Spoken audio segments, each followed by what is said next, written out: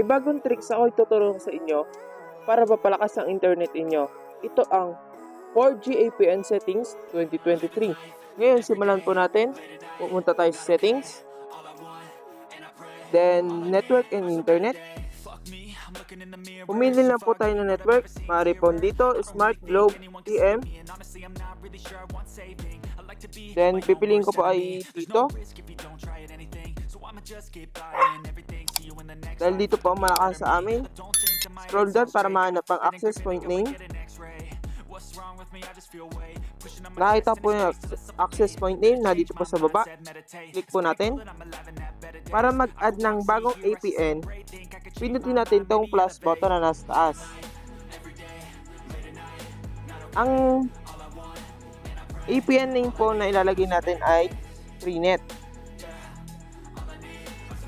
Nasa gilid naman po yung pwede nyo pong isulat sa name. Anything else po pwede isulat sa name po. Ang APN naman po ay internet. Then click OK. Proxy not set, port not set. Username Freenet. Then click OK. Server www.bplco.com. Then click OK. MS proxy not set, port MSC. Authentication type naman po PAP or CHAP.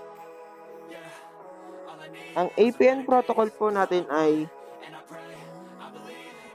IPv4 IPv6. APN roaming protocol, same din po ng APN protocol.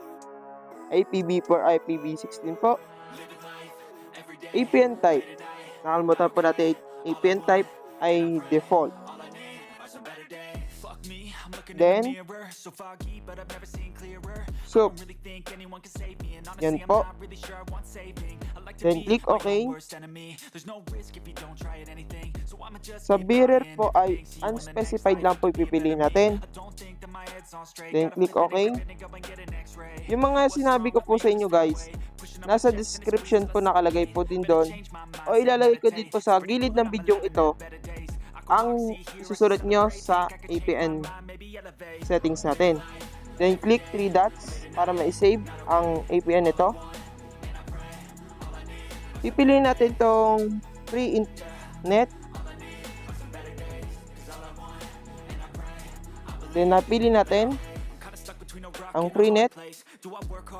Airplane mode natin para ma-reset ang signal ng ating internet. Yan po na airplane mode natin. Bibilin lang tayo ng 5 seconds. 1, 2, 3, 4, 5. Then open only po. Pagkatapos naman po, wait natin magka-signal dahil proceed na po tayo sa speed test.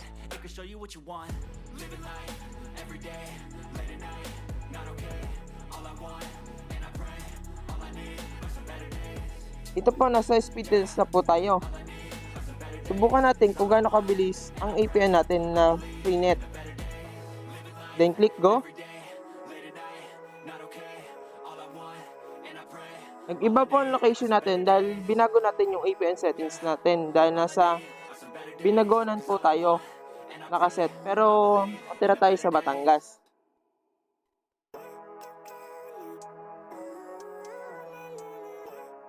Ang download Mbps po ay 36.8. Ang upload Mbps po ay mabilis din.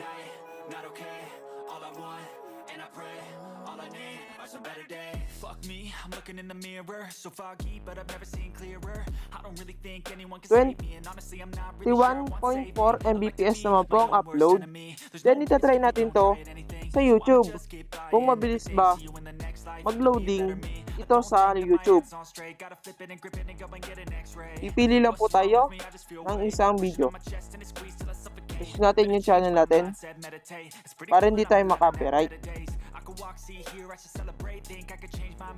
Then, wait lang po natin. Nakita ko na po. Click natin yung isang video. Yan. Yan po. Nag-play agad po yung ating video. Ibig sabihin, mabilis po yung ating ginawang APN. Yun lang po, marami po salamat. Huwag kakalimutan po guys, click the subscribe button and hit the notification bar para lagi tayong updated sa bago nating upload. And paki-like na rin po. Salamat po. Places that I go inside my head, try to replace the memories with silhouettes, but I know